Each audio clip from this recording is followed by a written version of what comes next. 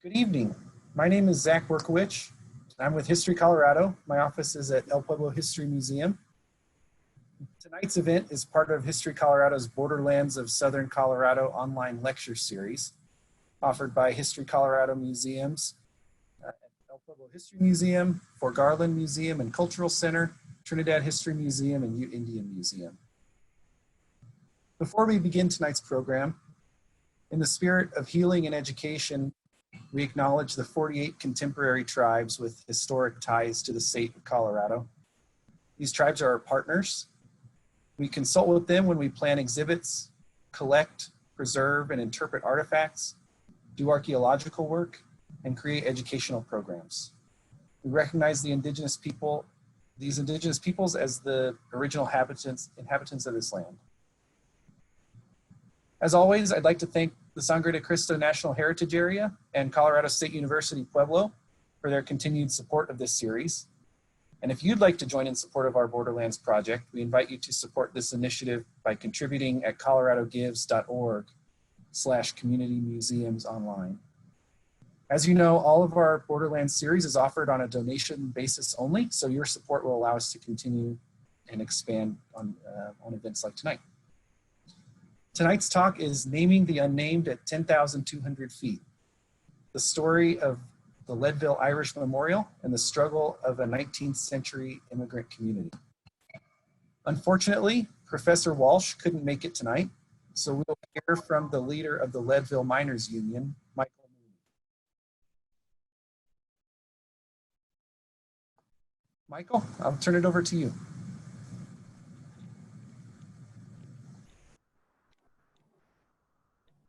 $3.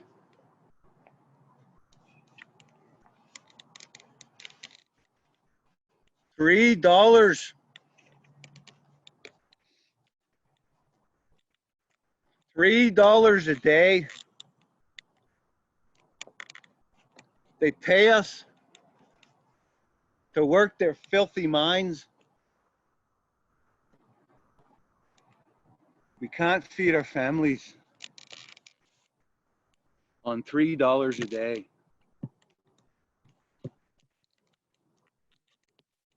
My name is Michael Mooney. I come from Dublin. 7 years I'd be here in this country. And I've come down here today from Leadville to ask for ye help. Every week we lose men in those mines. Sometimes 3 or 4 at a time. The rock falls on us, crushing us. The powder explodes before we expect it, blinding us, burning us.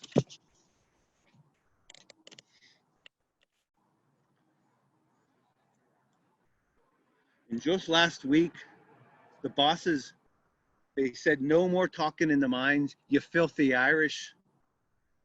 You work in silence. The boys dropped their picks and they walked out of the mine. We went to the Robert Emmett mine and we called the boys out, and out they come. We went to the Molly mine and we called the boys out, and out they come. We went to the O'Donovan Rasa and we called the boys out, and out they come. And all day long we marched from mine to mine until we were 5,000 of us. We marched through Leadville, declaring to the bosses that working people have a limit. And now, friends, we have a great strike on our hands. It could be weeks, months, even years, but we won't give in. We're asking for $4 a day, an 8-hour workday, better safety codes so the men aren't dying, and the right to form a union and organize in the workplace. Do you think we're asking for too much? The governor, he declared a martial law. 400 soldiers now in Leadville, arresting striking miners, calling us vagrants. In the newspapers, don't believe what they're printing about us. They say we're Molly Maguires. They say we're violent. But friends, we only want what's just. We're peaceful people and we'll hurt no one. They can pull the reins, but by God, we can pull tighter. And we may not have the whole flag, but Jesus, Mary, and Joseph, we have a corner of it, and we won't be letting go, you see. We have an 11-year-old boy and a 10-year-old girl. If we can get our $4 a day, they can go to school where they belong. Our children are hungry.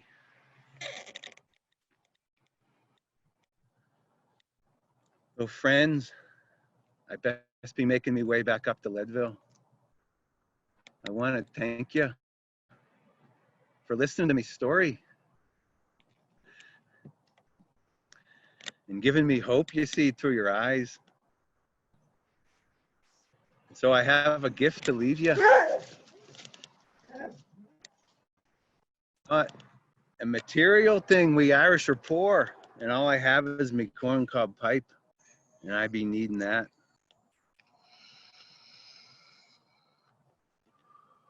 So I leave you with the greater gift. It's a gift of words. We have our own language in Ireland. The beauty of it is like water and a river. The English came to our country and tried to take it. They declared English only. English only. Have you ever heard of such nonsense? So friends, we kept our language, and that's me gift for ye. An ancient Gaelic blessing to bring you good luck. And I hope you be helping the striking miners in Leadville. So here it is.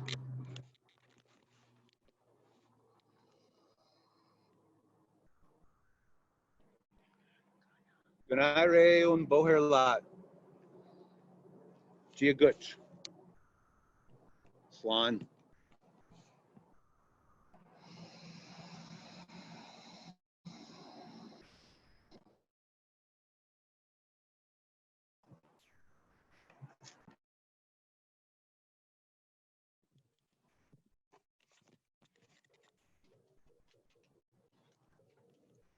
Hi, Zach.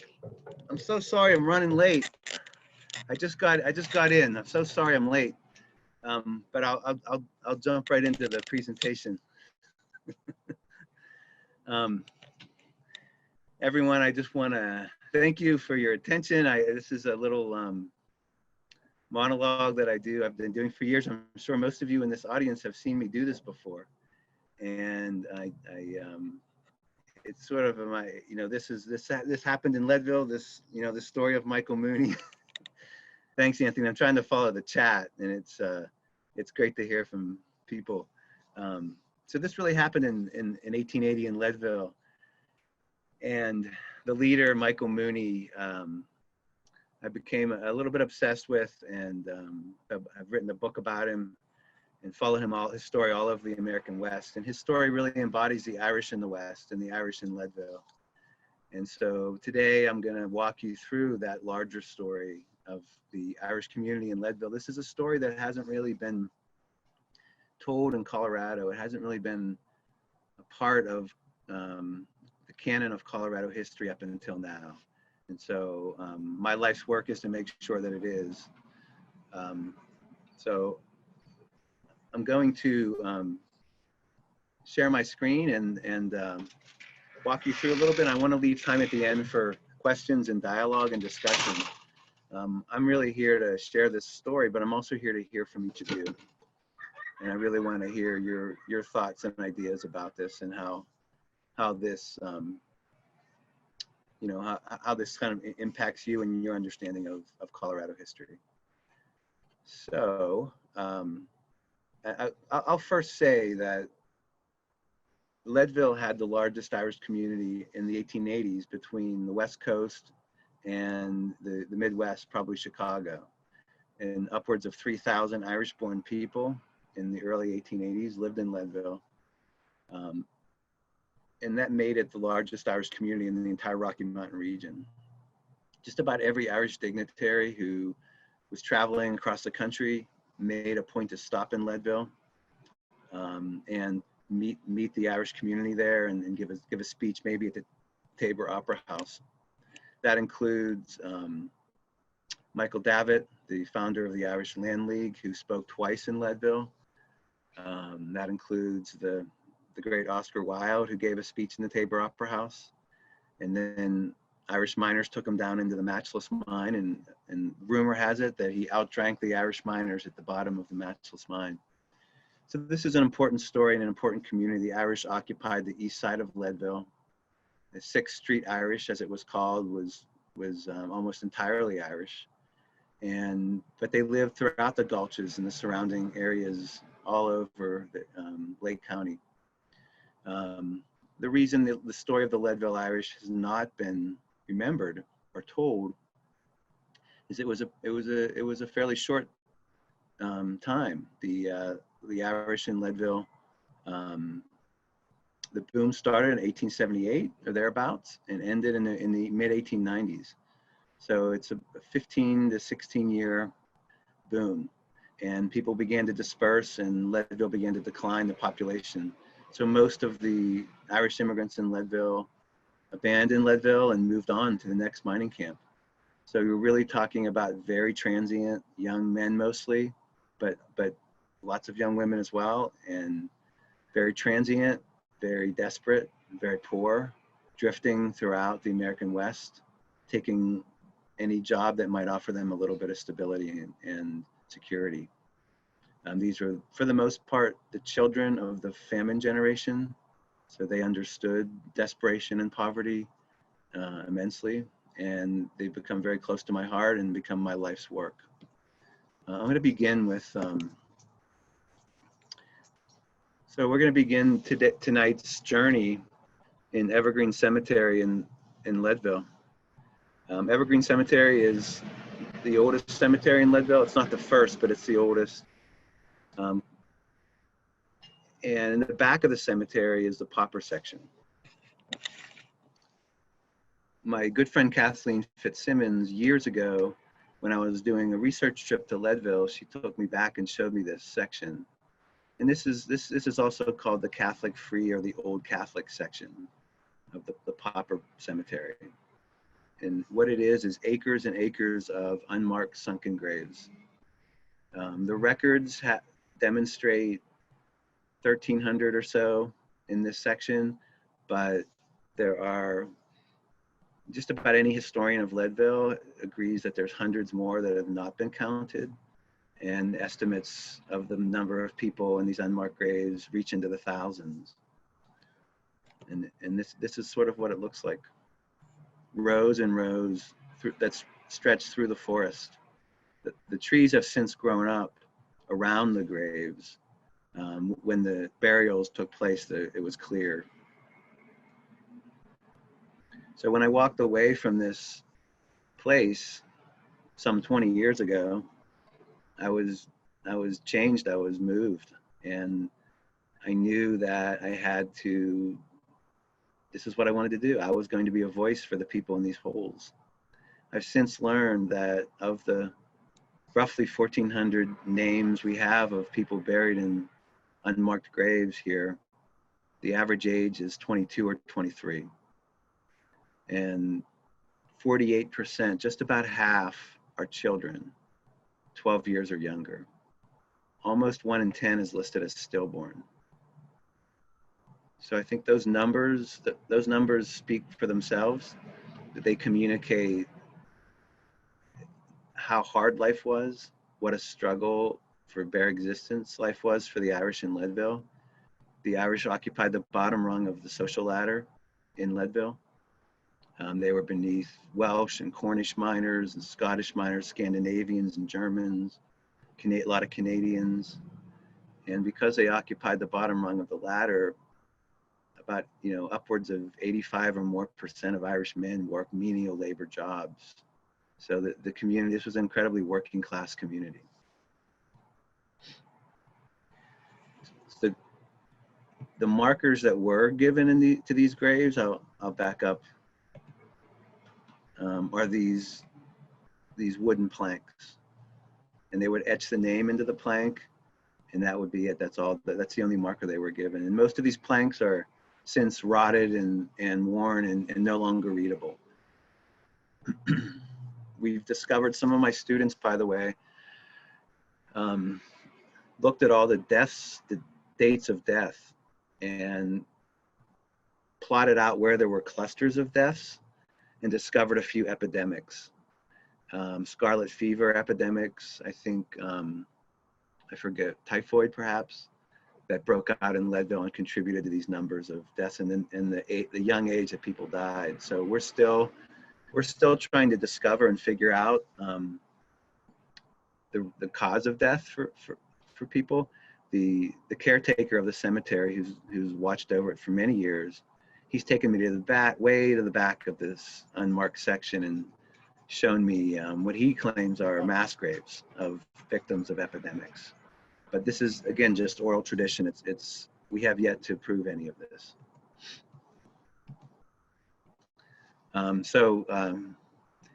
Years ago, some colleagues and I reached out to the Irish government and thought they might be interested in this story.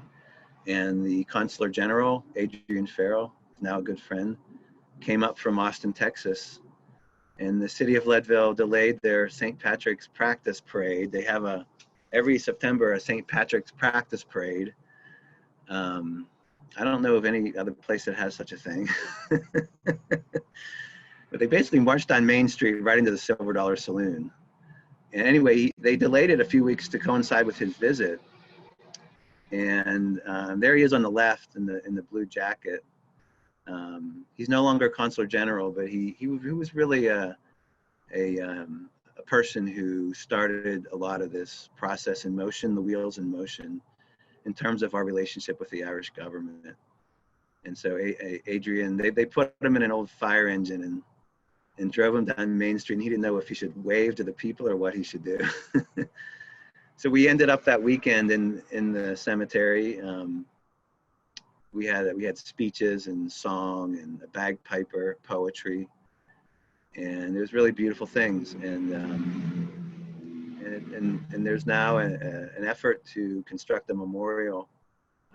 It's a partnership of 7 or 8 people, including some folks in Leadville and who have really been wonderful, and the Irish Network of Colorado, and myself and my students. And so we have this partnership that's leading the way, and we have a great design, we think, and maybe in a year's time, if we're lucky, there'll be a finished product. The man in the red tie is the Daniel Mulhall, the Irish ambassador to the U.S. He came up about 1.5 years ago, so I thrilled to walk him through the cemetery, and he was very touched by it. His wife as well. And I think, in Ireland, the diaspora is a really important thing, and they pay very, very close attention to Irish history worldwide.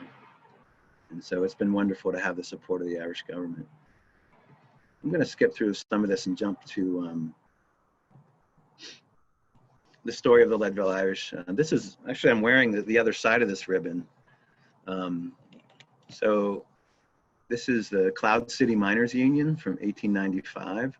This would have been worn in 16 years after Michael Mooney's strike. The Leadville miners struck again, led by the Irish. They were part of the Western Federation of Miners, and that strike lasted 10 months. And that strike was also crushed by the Colorado National Guard. So both of these strikes were put down by the Colorado National Guard. They were still making $3 a day. And when these miners would march, they would wear these ribbons. And Sometimes they would march behind makeshift musical bands and kind of almost like ridiculous military order with fake weapons, and it really reached back to Irish agrarian traditions of resistance and secret societies in the Irish countryside that formed to empower tenant farmers against corrupt and cruel landlords. One of the names of these organizations was the Molly Maguires. I think one of you in the chat asked who were the Molly Maguires. That's who they were. They were a secret society who used every means they could to resist corrupt and cruel landlords in rural Ireland, including violence if it came to that. And that tradition was imported to the US and into the coal fields of eastern Pennsylvania. And 19 suspected Molly Maguires were hanged in eastern Pennsylvania in the 1870s. At the same time of those hangings, Leadville's silver boom started. So hundreds, I believe, hundreds of those Irish miners and their families in eastern Pennsylvania, many of them involved in the Molly Maguires, transplanted themselves to Leadville. And we've discovered several of those folks already. So that's really important connection, because those traditions of resistance were also imported to Leadville. And when the miners in Leadville went on strike, the newspapers, the Rocky Mountain News and all the Colorado newspapers, the Leadville papers, declared the Molly Maguires have taken control of Colorado. And that was used as a justification by the governor to declare martial law and to send in soldiers, even though the miners didn't commit any act of violence. That was used as justification. So I want to be just heavily emphasize how important this story is in terms of contributions to Colorado labor history. These were some of the first unions in the state, the first time workers organized to demand fair treatment, safer conditions, 8-hour workday. They didn't succeed in their strikes, but they did succeed in raising consciousness. And that's why I try to tell Michael Mooney's story is no one's ever heard of him. And I'm determined by the time I leave this planet that everyone in Colorado will know who Michael Mooney is. I even, just as an aside,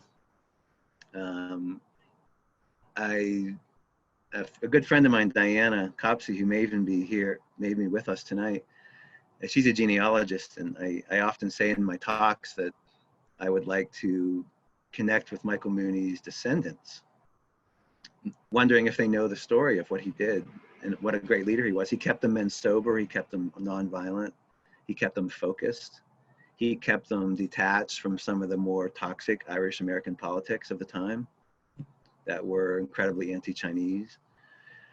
He was very astute and self-educated.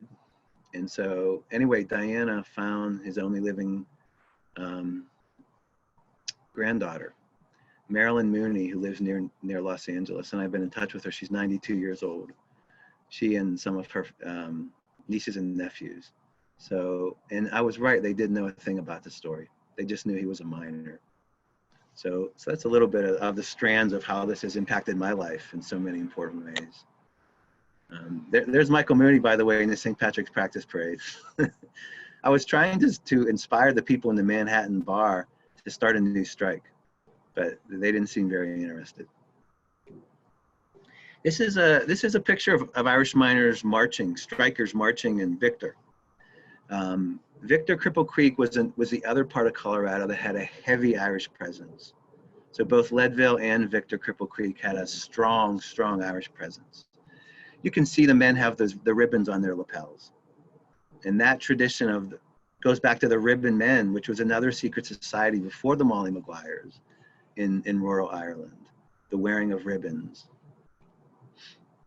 Annunciation Catholic Church in Leadville still stands today, one of the oldest Catholic churches, beautiful panoramic against Mount Massive.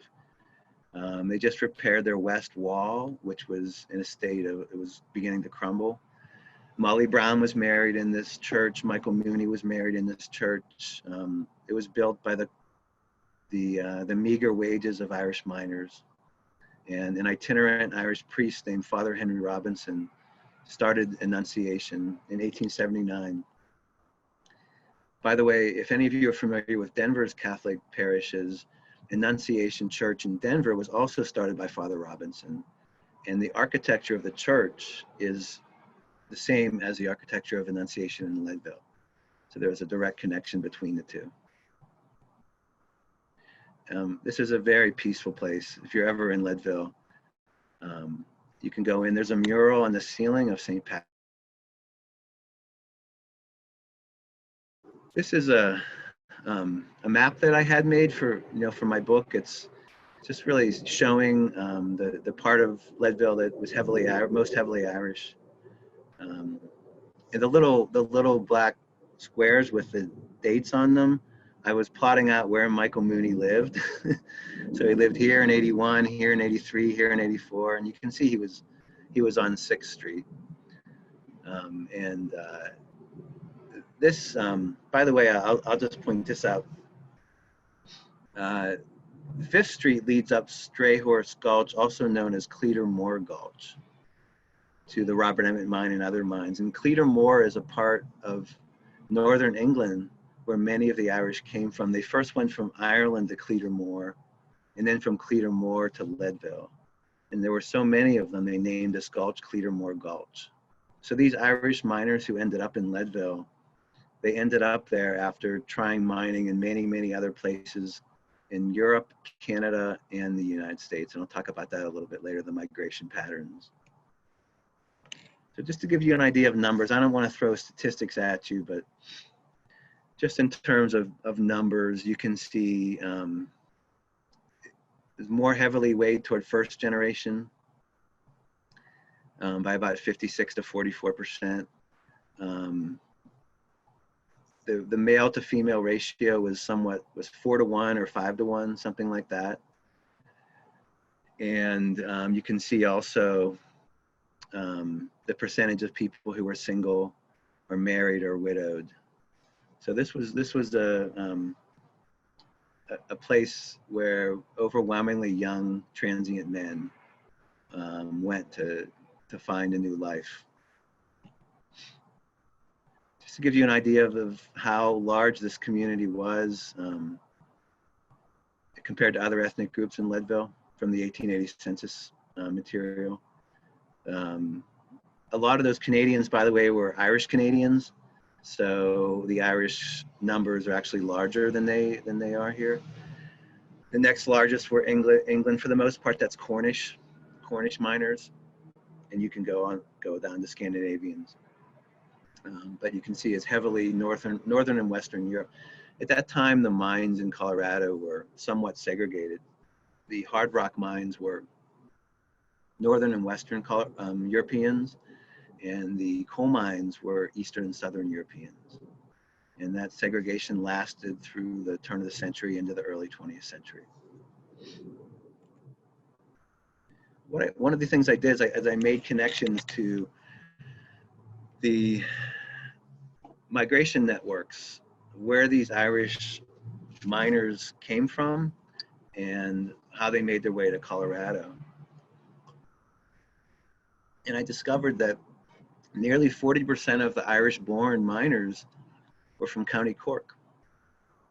So that led me to the discovery of copper mining region on the tip of the Bear Peninsula in West County Cork called Allihies. And that those copper mines really dried up and died out just before the Leadville boom.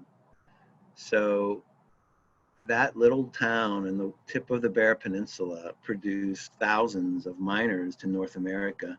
Many of them went to Butte. There's a very strong connection to Butte, Montana, and many of them went to Leadville. And after Leadville declined, they then made their way up to Butte. So what I did is I compared the surnames, the most common surnames in the Bear Peninsula to the most common surnames in the Leadville City Directory and the most common surnames, Irish surnames, in the 1880 federal census in Lake County. And you can see these strong connections. The same names, these are names, Sullivan, Harrington, Shea.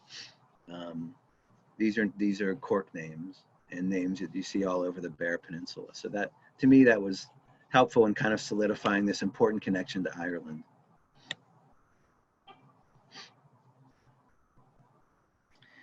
Um, so again, where in Ireland did they come from?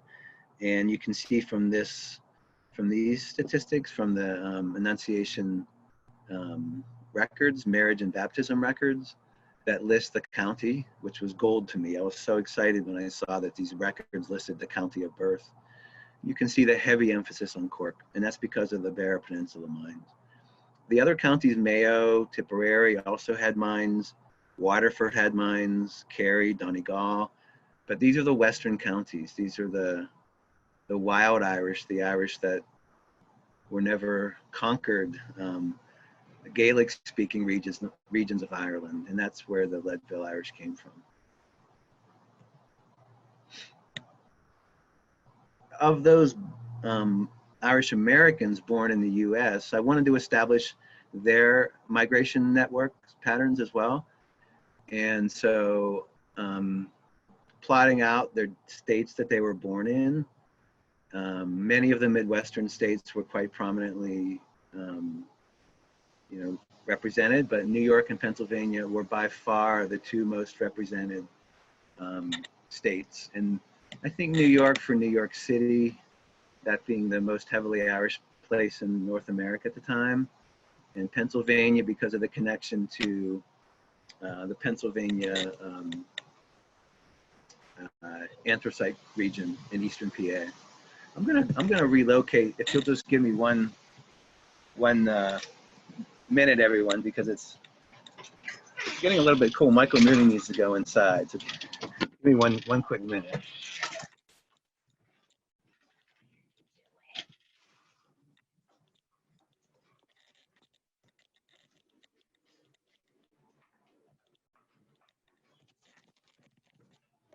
Okay. Let's continue. So I'll also mention the connection to Michigan is the copper mining region in the Upper Peninsula of Michigan, which was heavily Irish. And many of the Irish who came from the Beara Peninsula also went straight to the Michigan copper mines before making their way to Leadville.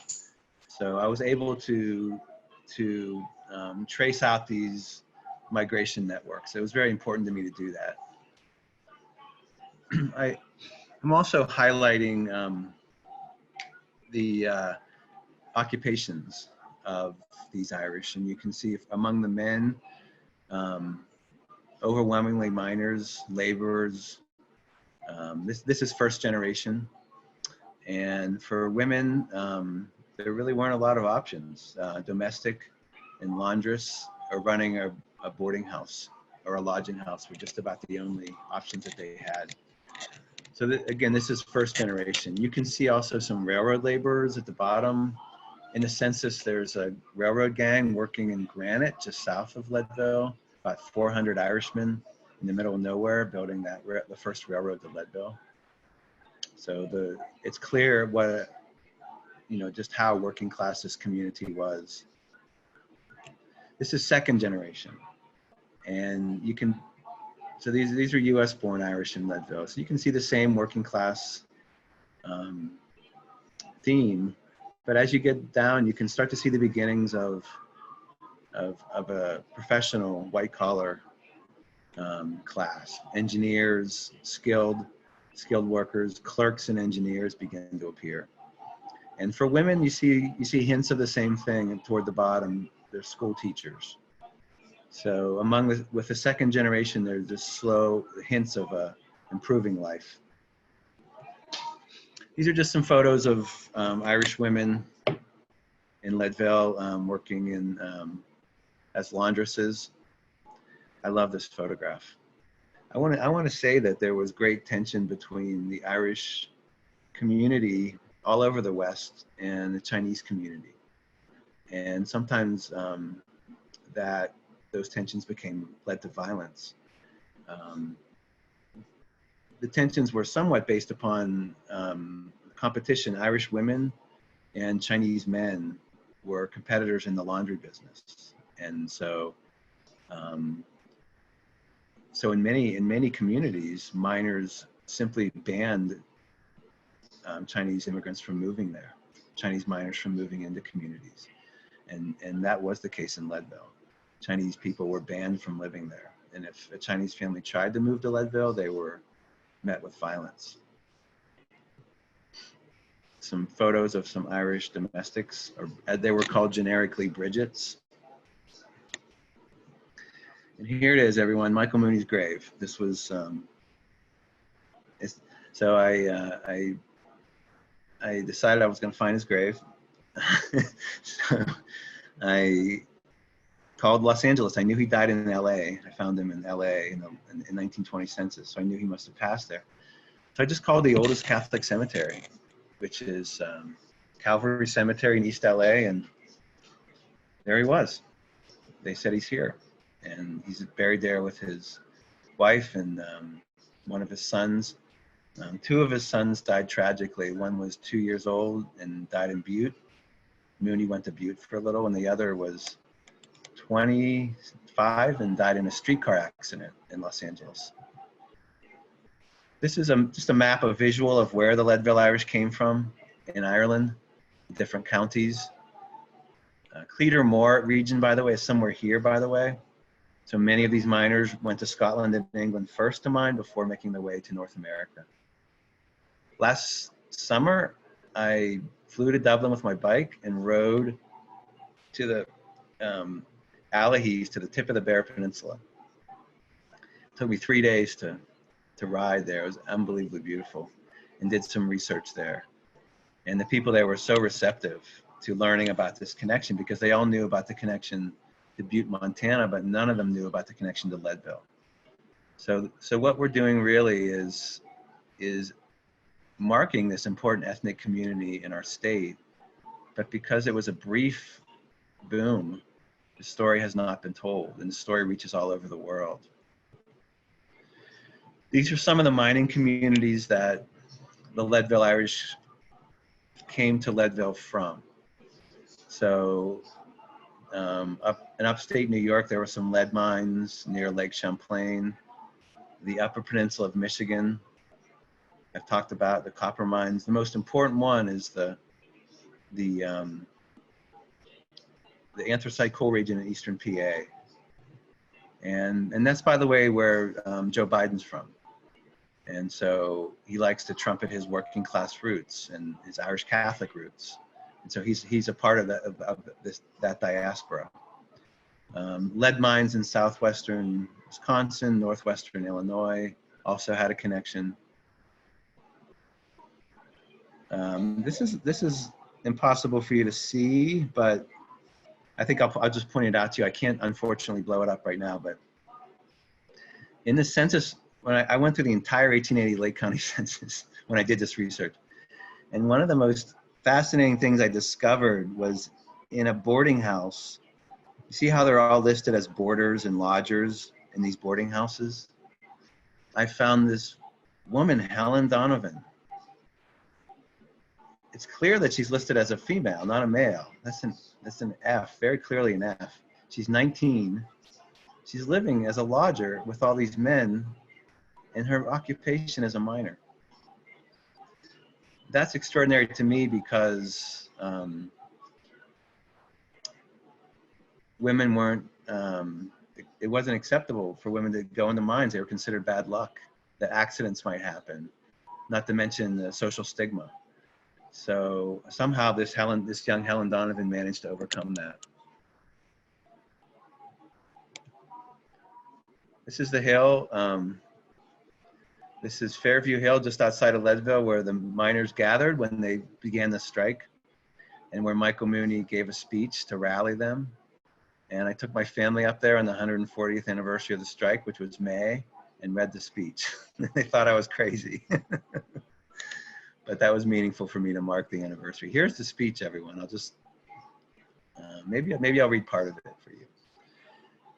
You may ask and wonder at the cause of this enthusiastic demonstration until I tell you that it's a result of careful consideration and forethought. We have simply concluded that our compensation is too small, and we demand an increase in our wages from $3 to $4 per day, and a reduction in our working hours from 10 to 8 hours. We think we are acting right and that our demands are just. Every superintendent and foreman having agreed with us upon this point. Here we are today in a high altitude and living in the mines, breathing in the bad and stifling gases with every danger of impairing our health and losing our lives.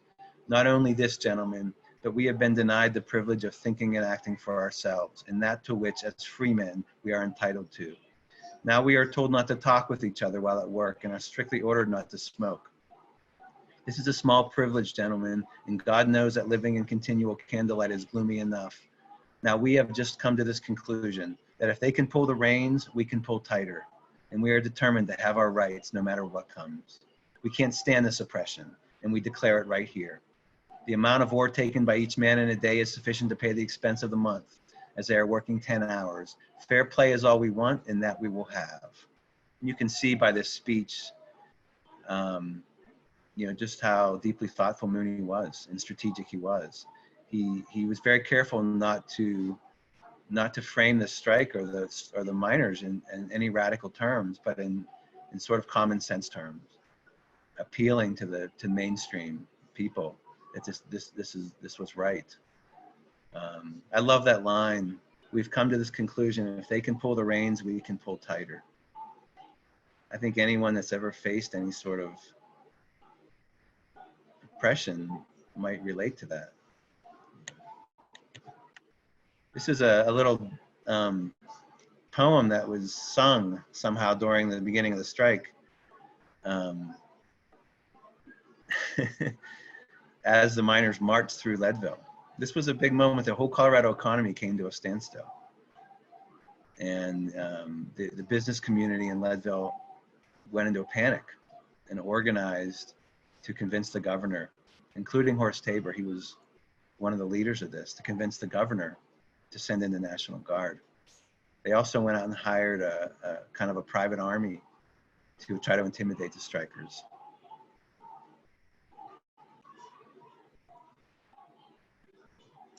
At the bottom it says, some bloody encounters did quickly ensue, but were stopped by the peelers in jackets so blue. Then comes proud Michael Mooney. He told them all with a wink to adjourn the caucus and not to take a drink.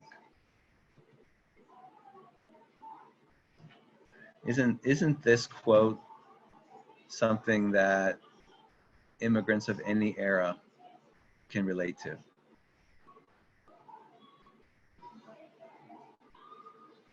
That's why I want this story to be not just a story that's owned by the Irish. I want this story to be a story that's owned by immigrant communities today. A story that's inspiring, a story that builds solidarity between Irish Americans and immigrant communities today, that builds solidarity across issues. And I see this as a human rights story more than I see it as an Irish story. Look at this, these kinds of headlines, everyone. We need a reservation for the Molly Maguires. This is just a reference to the visit of Michael Davitt to Leadville. It was a big deal. He was the founder of the Irish Land League, which was fighting to create more just land laws in Ireland in the late 19th century. There's another shot of Annunciation Church in the winter. When I did my research, I went to the rectory and explained what I was doing. And they gave me the key and said, you can sleep here on the couch. I slept on the couch and did my research in the day. And I felt really touched by that gesture. I still feel connected to this church. This is the first hospital. Actually, I'm sorry, this is the second version of the first hospital. The first version was torn down when this was built. This was built about 1900. I think it went out of use in the 60s and it was abandoned for many years. The windows were broken, it was in disrepair, birds were flying in and out of it, and then it was restored into lofts about 5 or 6 years ago. I would never want to live in a place that used to treat maimed and mangled miners. There's lots of ghost stories about this building, and this is only a few blocks from Annunciation Church. The nuns apparently had to bring in Irish guards, armed guards, to defend the land when people tried to seize the plot that they built a hospital on. This was built by Sisters of Charity of Leavenworth, Kansas, who came to Leadville and raised money all over throughout the mining camps to build this hospital. And today there's still St. Vincent Hospital in Leadville. Here's a newspaper reference to the defense of St. Vincent's. The Irish had their own guards, the Mulligan Guard, the Wolf Tone Guard. These were Irish armed units, many of them Civil War veterans.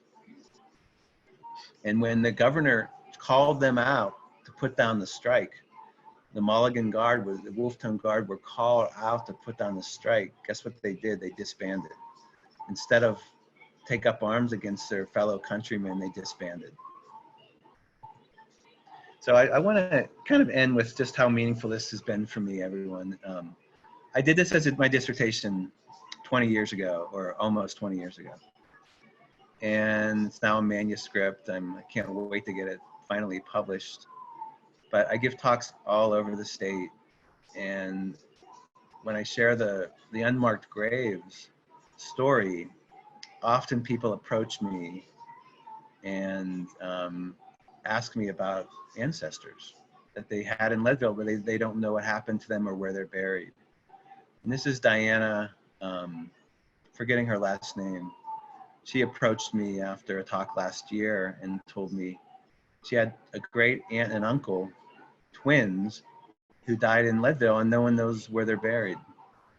So I pulled up the records. I was so excited, and I went to O'Rourke. The name was O'Rourke. There were no O'Rourkes. So I was so disappointed. So I started explaining that to her. And then I thought, you know, maybe if we take the O off, they're listed as Rourke. That's so common with the Irish. They left the O in the ocean. So that's what I did. I found them, both of them. They were only a few weeks old, and they both died within a couple of days of each other, and they're buried together. So she now knows where they're buried, and her family might be planning to put a stone. I think that's what's going to happen with this memorial. It's going to inspire a lot of families to bring stones and put them where their ancestors are buried. I just received this email from a former student this week who I just wanted to give you a taste of kind of how this has impacted my life, and how people are discovering connections to these lost, poor, desperate, hungry Irish drifters. This is meaningful to me because most of my Irish roots are from the famine, and I never understood what that meant until I became a graduate student. How that trauma lives within me and lives within, I think, all Irish Americans. This is the stone that he found that has Mary, his great-great grandmother, I think, on it. He was able to get some information from it. You can see how worn it is. And this is what the centerpiece of the memorial will look like. We have a beautiful design. We have a couple of people, one local and one in Ireland, who have both been working on this. And we didn't want a statue of a miner swinging a pickaxe, muscular looking, manly. That just didn't seem to fit with the solemn message of this memorial. So we came to a decision, kind of a mutual decision, to have the miner kneeling and looking upward, almost in reflection. And we made this decision about a year ago. But I've thought often over this course of the summer about how symbolic the kneeling posture is today in Black Lives Matters movement. A posture of humility, but also a posture of resolve and perhaps solidarity. And when I see this statue, that's what I think of. So my hope for this memorial is it won't just be a memorial that attracts Irish Americans. My hope for this memorial is it will be a memorial that attracts all people concerned with and interested in issues of justice and issues of solidarity. And immigrant rights in the 21st century, not just in the 19th century. I'm going to stop there, and I would love to. I haven't been able to even keep up with all the chat, so I apologize for that. I can try to read some of them, but Zach, I'd love to open it up for questions. I've got a few questions here that I've been collecting. Okay. One question, did James McParland ever do duty in Leadville after he left Pennsylvania and took over the Pinkerton office in Denver? Wow, great question. So everyone, McParland was an Irishman who the Pinkertons used to infiltrate the Molly Maguires in Pennsylvania. And he was responsible for the deaths of those men because he was the one that gave those names. He infiltrated. So then he was assigned to Denver. He came out to Denver and ran the Denver Pinkerton office. Because when the Irish miners in Pennsylvania fled Pennsylvania after those hangings, so many of them went to Leadville, and the Pinkertons followed them and chased them out to Leadville to identify them. And a man named Philip Nash is buried in the unmarked section. He was a Molly Maguire. The Pinkertons chased him. So I haven't been able to discover if McParland made his way to Leadville. I haven't found any record of that. I do have a student right now working on tracing the Molly Maguires from Pennsylvania to Leadville and seeing how many direct connections we can make. She's already found 5 or 6. So I'll let you know. Hopefully I'll know more by the time the book's published. Thanks. Another question from Catherine. How did the community in Leadville or in Colorado support and show solidarity to the striking miners? Good question. So there was a real class division. The business class did not show solidarity whatsoever, except for Irish businesses. The business community felt very threatened by what was happening. They saw it as an uprising of some sort of violent uprising. The working class community in Leadville was incredibly supportive. I'll give you an example. The railroad workers, the Irish who worked the railroads, when the company started importing replacement workers or scabs up to Leadville to reopen the mines, the railroad employees knew that the men getting on the railroad trains were scabs and to take Irish jobs in Leadville. So they would create rules to cram them all into 1 or 2 boxcars and make them so uncomfortable that they wanted to get off the train right away, or they would refuse to stop the train in Leadville. And so there were lots and lots of small little vignettes I came across of how that solidarity was expressed. And Michael Mooney, he went to Denver. He traveled to Denver in the middle of the strike to raise awareness and support. And that's why I do the monologue. I'm asking for help. I'm pretending I'm coming to Denver to raise awareness. He gave a big speech at 14th and Lawrence. 14th and Lawrence was the heart of the Irish community at that time in 1880. And he gave a speech to hundreds of workers, and mostly Irish. When his speech ended, Denver police arrested him. But they released him the next day because they realized he hadn't committed a crime. They couldn't hold him. So the miners had a lot of support, but unfortunately they didn't have support in powerful places. A couple of questions about you and your book. So where do you teach? What do you teach? And when will your book be published? And what's the title? Great. So I teach at the University of Colorado, Denver. I've taught there for 23 years in the political science department. I teach courses about labor, immigration, Irish diaspora, etc. I also run the Romero Theater Troupe. There might be some members here tonight. I wish I could see everyone's face. That would be really cool, but there's too many of you. And the book, the original title is Michael Mooney and the Leadville Irish, but the title of the book will change slightly. I'm not sure if Mooney will be in the title or not. It may just be something like Molly Maguires at 10,200 feet or something like that. I'm wrestling right now with the title, and I'm doing revisions right now to get it back to the publisher to get it published. And I've been saying that for far too long. So I'm hoping in another year to have this out. It would be great if it coincided with the unveiling of the memorial. That's what I hope. had a couple questions about the memorial too. Where will the memorial itself be placed? How can people support it at this point?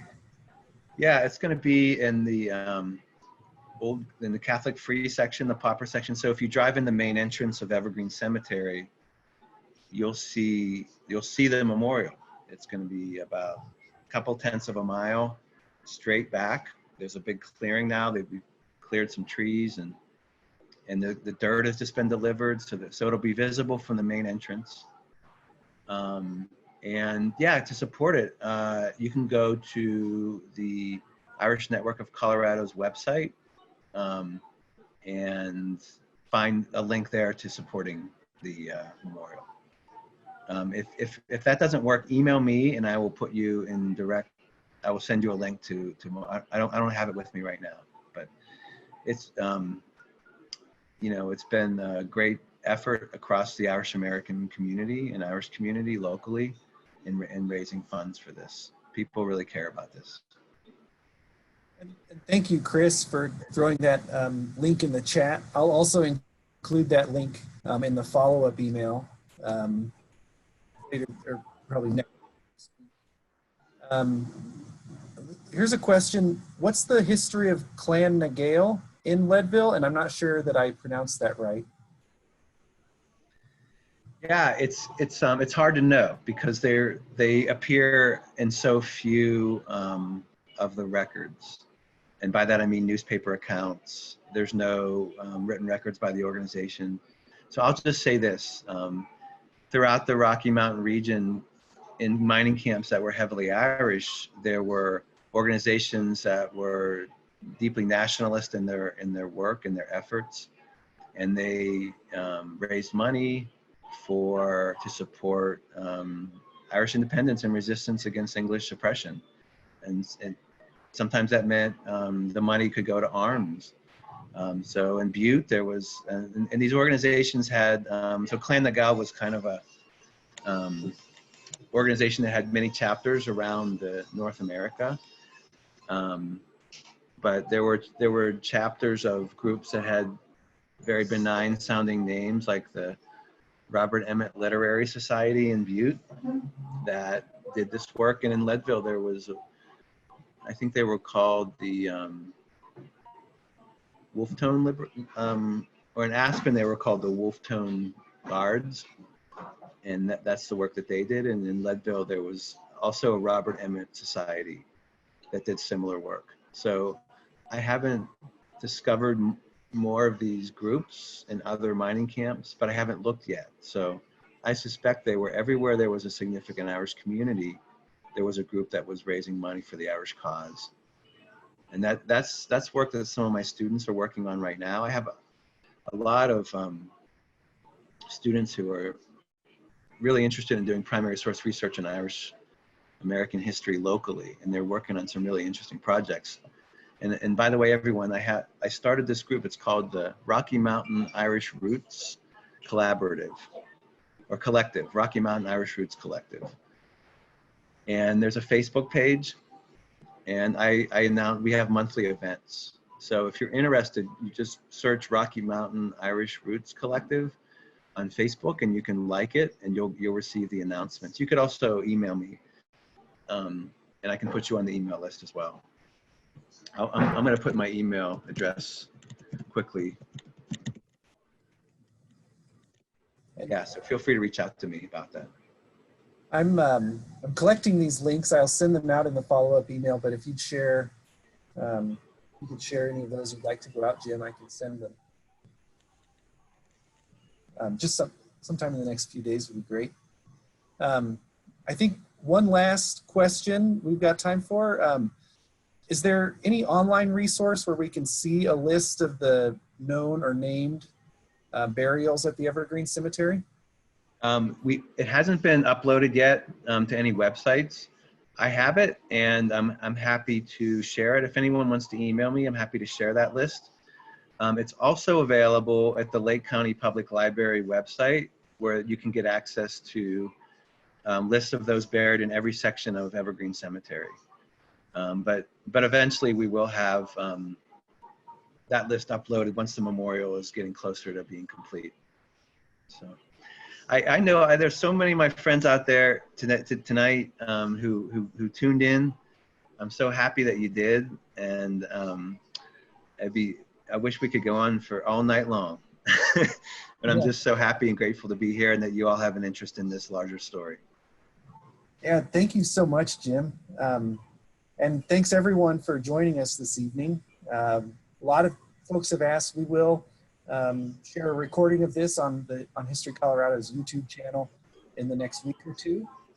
I want to say thanks again to the Sangre de Cristo National Heritage Area, to CSU Pueblo, and to all of our donors for supporting public programs at History Colorado Community Museums. As I mentioned at the beginning, you can contribute to our Borderlands project at coloradogives.org/communitymuseumsonline. Jim, thanks again, and we will see you all very soon.